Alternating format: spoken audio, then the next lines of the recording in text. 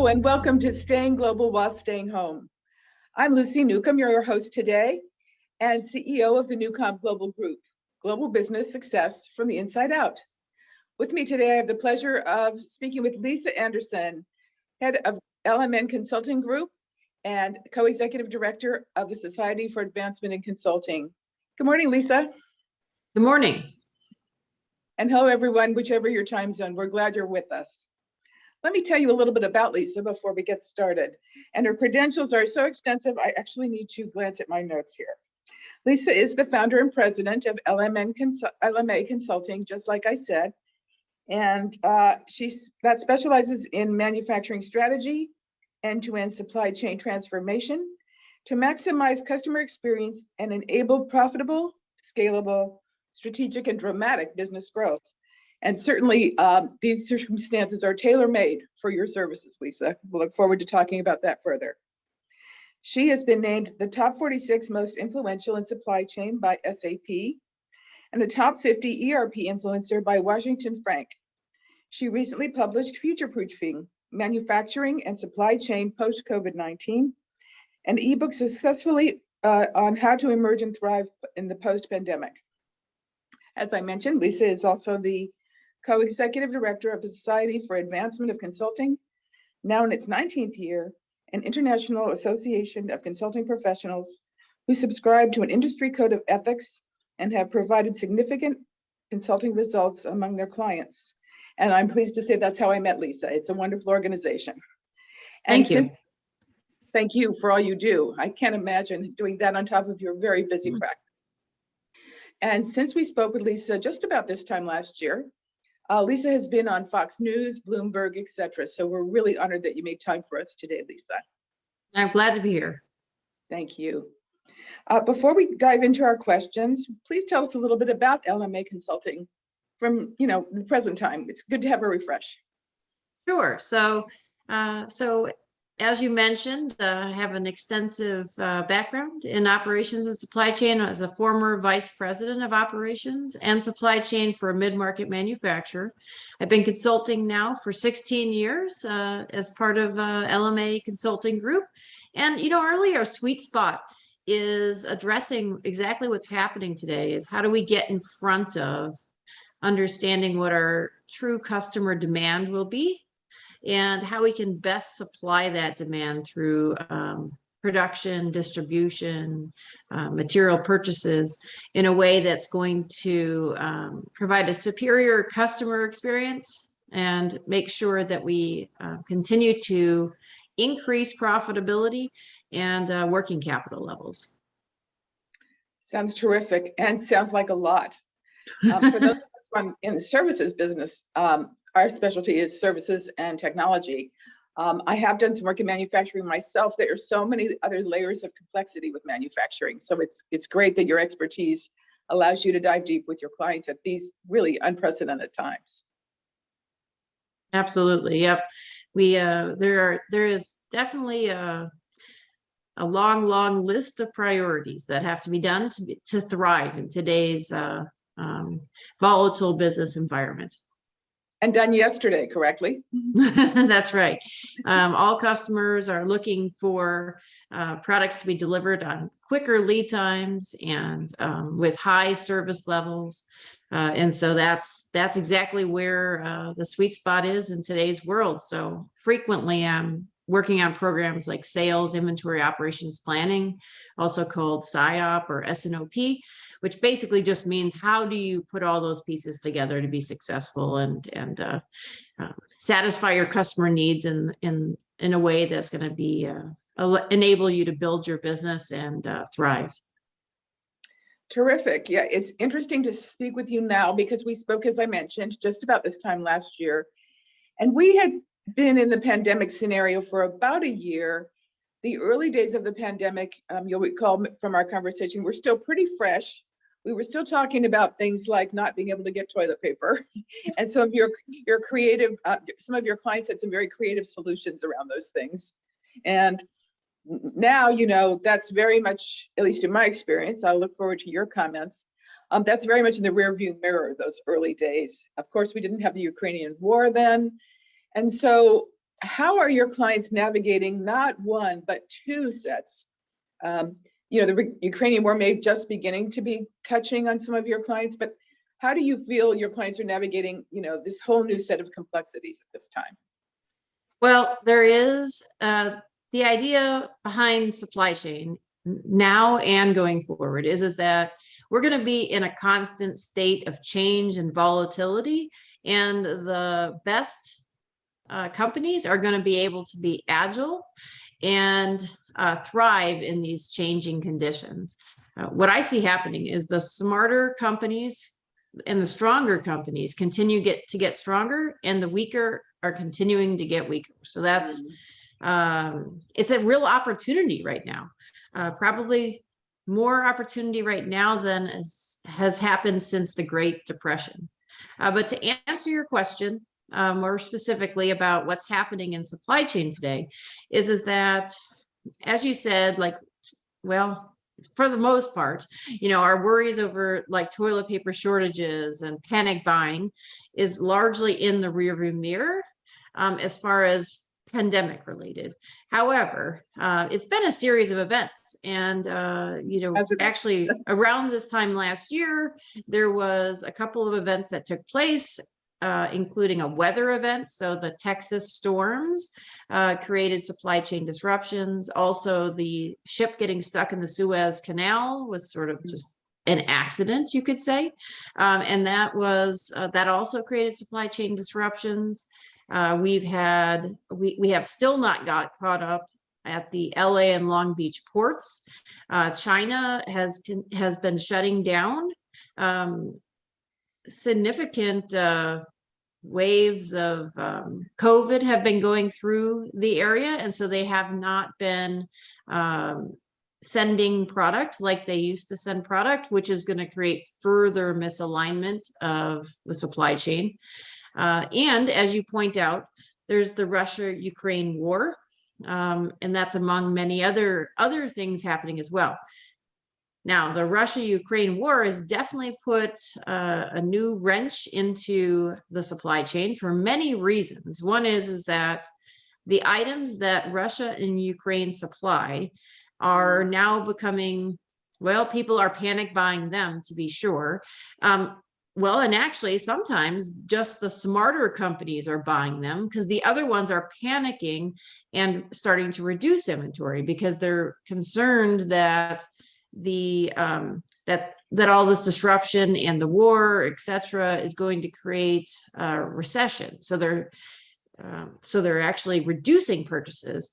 So part of the idea here is that you have to be thinking about what you're doing in supply chain from a strategic level and a day-to-day tactical level at the same time, and making decisions that might seem at odds with each other, but are going to set you up for success currently, as well as a year from now or 2 years from now. So for example, I have a client that needs to purchase nickel, and nickel is one of the items that is produced, between Russia and Ukraine. And so they are looking at buying some strategic buys of nickel in advance so that they can get preferred pricing, and they can, more importantly, secure the supply, because it's not just nickel, there's neon and all sorts of metals that go into items like cars and computer chip related electronics, all sorts of things that are already a problem. So I could talk for quite a while, but there's a lot of challenges, and that's before we talk about the agricultural side of things, which is also impacted by the Russia-Ukraine war. Huge. Well, thank you for that. Are you able to share what your client, the nickel client's workaround has been, or is it a workaround they're just kind of gobbling up now, or do they have a workaround? Well, so sure, we help them implement the sales inventory operations planning process that I was talking about earlier, and that has really helped them because last year, during when folks were, we'll call it emerging from the pandemic, most clients were experiencing unprecedented growth as they were, as places were opening up and, products were still really popular. So they were experiencing really high levels of growth, but they really just did not have the people to produce enough to keep up with the volumes. And they didn't have enough people, to transport product. So they ended up having to lead time, and they didn't have materials to produce either. And maybe the production was in Asia. And so then it could have just gotten stuck at the port. So either way, there was extended lead times throughout. But because we were ahead of the game and we're better predicting what our customers really wanted, which is quite the trick in today's environment, right, and how we would best supply them so we could get ahead of things, we were able to supply the customers with really high service levels in the high 90s, which is really unheard of. So that helped them to grow, their business and to be financially in good shape. So, and the other piece of SIOP is that it helps us to look forward and understand the long range forecast and what that means with long lead time materials. So that's where the nickel comes into play, is one, we had to be in a financial position to be able to place some strategic buys ahead of time. And two, we had to know what to buy, because we could just buy things, but it doesn't mean that it's not as simple as just saying we'll buy nickel. It's always the right specific spec and, et cetera. So basically by, both of those pieces, we were able to make strategic buys in that case. And of course, they're also proactive, or they wouldn't be, implementing these types of programs. So they also are constantly looking at what other suppliers should I bring into the mix? Should I offload production to additional outside suppliers? How do I make sure that I stay in front of all the changes happening in the supply chain? So there are many things that went into, it's not just simply purchasing ahead, but that's one of the key first things that happened. And after all, the Russia-Ukraine war has only been going on, I mean, it seems like a long time, but it hasn't been, that long in terms of long lead time material purchases and sourcing strategies. Right. Well, thank you for that. It's very complex, like you said, and there are all these gradients and, subtle differences that has to be accounted for. So here's a trick question, and you may not have visibility into this. What I'm hearing, enormous complexity, perpetual agility, kind of who's on first, what's on first all the time. And all of this is to support what customers are currently buying. Correct. From a marketing planning point of view versus a sale, SIOP point of view, we have to be in front of what our customers will want to buy next. That is really hard to anticipate. And for you to be catching up at this level is extraordinary, given the scenario you described. Do you see a path for trying to link closer with customer wants? And, how do you see that piece falling out, where we're always having to innovate and stay close to the customer who is also dealing with all these unprecedented? Yeah, no, it's a critical piece of the SIOP process, because it's really the number one strategy that has led to success with all clients, really. Number one is you have to get on top of your sales forecast, which is much more than just saying historical sales and we're going to have X growth rate. It doesn't work like that at all anymore. With that said, starting with understanding your product mix and your base forecast is a good place to at least have that data and knowledge. However, yes, what we've been doing is many strategies. And of course, it depends on the type of customer, whether they're they engineer their products to order, or they supply people like Walmart where they're all the same, those types of things.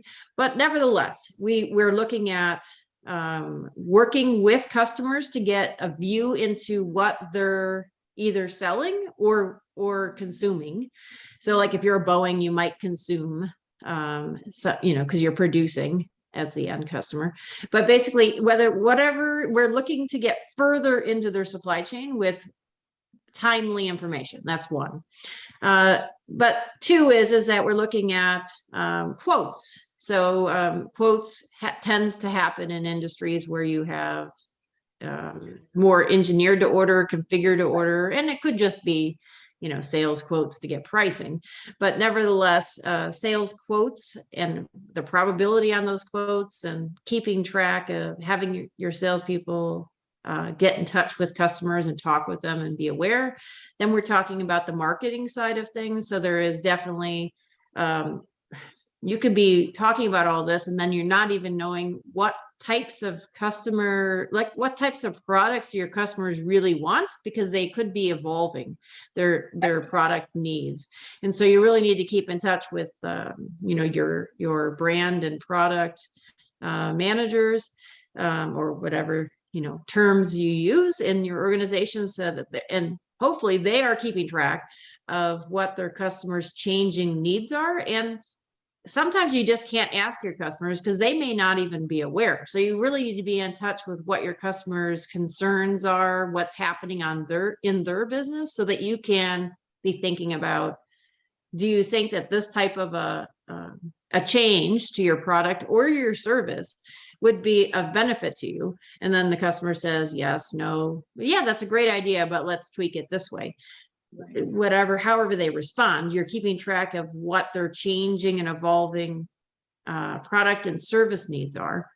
And then you're also looking at what's the market, are you taking market share from other people? As I said, the strong are getting stronger. So the market may be, fully saturated. However, if you're able to provide higher levels of service, like my client was providing like 98% service levels, and importantly, on-time delivery with quicker lead times, it's very likely you can take business from your competition. So how much do you think you'll be able to take? What will what kind of market opportunities are there from that point of view? And then from there, you can always expand into related categories, possibly. So, it's looking at you have to add all of those pieces into the puzzle. With that said, you aren't going to get to perfection on all those pieces anytime soon. So it's much more important to have a directionally correct view, ballpark view of your forecast, keeping in touch with, at least your sales teams, your marketing teams, and your customers, and your, like if brand is a separate area. But either way, your those types of groups of people and the market, keep in touch in some way, and at least incorporate some feedback into the process, which is what the SIOP process helps us. We tailor it to each client, but it helps you to keep track of it on a monthly basis and incorporate important changes. So you start somewhere quickly, and then you evolve with changing conditions. And then that way you can, set up the appropriate plans to make sure that you can deliver successfully.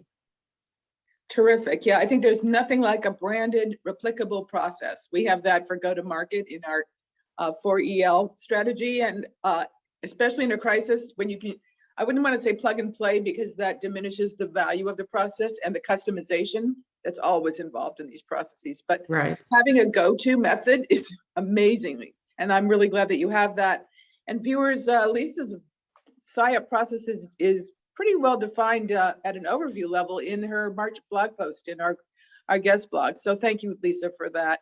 Yeah, absolutely. And you know what? I just remembered something that's sure. Also key, because in working with like a biotech client recently, there's very different trends and patterns going on in different geographies throughout the world. So, several of our clients are global. So this particular one had European operations, they had Asia Pacific operations, North American operations, and they were very different in terms of their market opportunities and their product needs and strategies. So it is really important to, pay attention to at least key geographies and changing conditions for those different areas. And of course, prioritize, because, if one area is 5% of your business, it might be Right. relevant eventually, but right now you have to work on the 80-20 or the Pareto principle idea here, and get a directionally correct forecast so you can start the process. Progress, not perfection, right? Correct. Progress, not perfection, is absolutely a critical factor in this arena, because first of all, you'll never get to perfection, but Right. every client that tries, and like, they can get lost in data. I mean, as you well know, since I know you're a sales and marketing expert, is that data is important to look at as a benchmark, and something to see if your forecasts make any sense compared to different levels, your prior history, or what your customers are telling you, etc.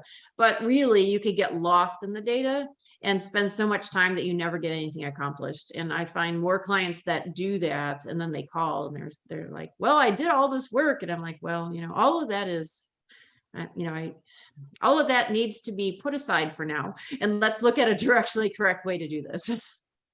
Yeah, it's almost like you have to have two tracks, don't you? You have to have this sort of crisis management triage track where it's almost like the healthcare model, isn't it? You're bandaging wounds and tourniquets immediately to make sure that nothing tanks. And at the same time, you want to have a health maintenance, good diet, and start to build muscle and tissue for the future. It's a really interesting. And by the way, you have about 2.5 people to do that. Well, that is very true. And that's why I also say part of this does relate back to utilizing the appropriate tools and technologies to help you automate what makes sense, but also don't get stuck in following fads and just automating things to automate things, because you could easily start working on the wrong things again. Yeah, and go off on tangents, huh? There's probably a lot of niche tools for manufacturing that, sort of, ISO 9000 or whatever the latest standardization is probably important, but maybe certification could happen another day. Right. Or you at least, there's a lot of ways to go about that, something like that as well. And they have similar certifications for like aerospace as an example. That you could go down many rabbit holes. I mean, some of them are required to actually get the customer order, but it's to what degree, it's always to what degree. Like I've worked with clients that spent, like, we'll just put it in relative timeframes. Like, they could easily spend 10 hours or they could spend 1,000 hours. Right. And either way, they could pass in a, not just like pass the test by like cheating kind of way, but they could pass the certification, but it's how much value are they going to get from the process, and what really makes sense to put into it, and how will they make sure that really in the end you want to ensure that your customer gets a quality product and in a timely manner. And so you have to, that's the trick and the opportunity in manufacturing environments is that there's never a perfect end result. You're maximizing and optimizing multiple variables at once, and then you have to go with a directionally correct path forward. So wow. And then you have to be prepared for that to shift also. Like, yes. And while you're doing that, that's exactly right. You bring up like one of the critical keys to success going forward is the ability to be flexible and agile. So you're absolutely correct. I mean, just coming up with the plan and then being able to follow that one plan is unfortunately not going to be sufficient anymore. Yeah, it requires us as leaders to develop all these new capacities, doesn't it? Thank you. No easy task. You summarize that quite succinctly, but it's far more complicated in reality. Yeah, that's very true. I mean, it just this is not a commercial for Lisa's business, but it just everything you're saying today reinforces how valuable the services are that you offer. Well, thank you. I'm glad that your clients have you. And one of the things that is probably interesting is much like our work, sometimes when you bring these disparate pieces together along the lines of what you said about the strong getting stronger and the weak getting weaker, I noticed that when we do these centralizing processes, the weak spots show up. And sometimes companies aren't aware that they had them, or they kind of were hoping they would go away, or some level of psychological denial goes on. Are you finding that with these situations? Yes, actually both on the sales end and on the operations end. So, from a sales point of view, you're right. As you implement like a SIOP process where it's a monthly cadence, you don't regenerate everything every month, but you look at key changes, changing conditions, product evolutions, etc. But you find what's different and you focus in on it. So it's definitely an important piece of the puzzle. Terrific. Well, let's just talk very quickly about silver linings like we always do at the end. I expect that, the pandemic and sort of what we thought was the end of the pandemic last year had a different set of silver linings. We did talk about some last year, and I won't refresh about those, but what would you say they are now sort of cumulatively? Mm-hmm. Well, I mean, as you said, the really one of the silver linings you just brought up, I mean, if you find out that you have your sales are tailoring off in the Northeast, let's say, it's something that you may not have noticed before because, sales were continuing along more on a certain trajectory into the future. And so unfortunately, folks weren't as focused on all of these details. So it highlights issues like that.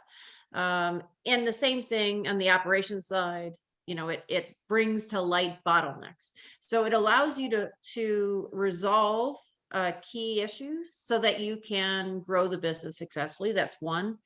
Another is that by looking into these areas, you can build agility and flexibility into your both your sales and your operations plans so that you can better change to evolving conditions, which I think we are definitely in a period of volatility for the foreseeable future.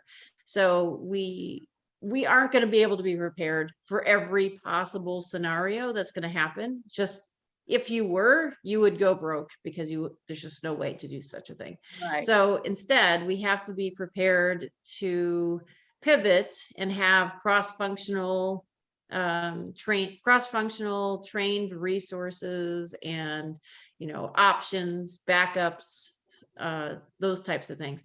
And so that's another benefit of this. And then I would say too is by all means, the smart and the strong are getting stronger. So meaning that if you're proactive, and even if you hadn't been in the past, like let's say you were average, because if you were bad, it's going to be hard to completely turn the whole thing around.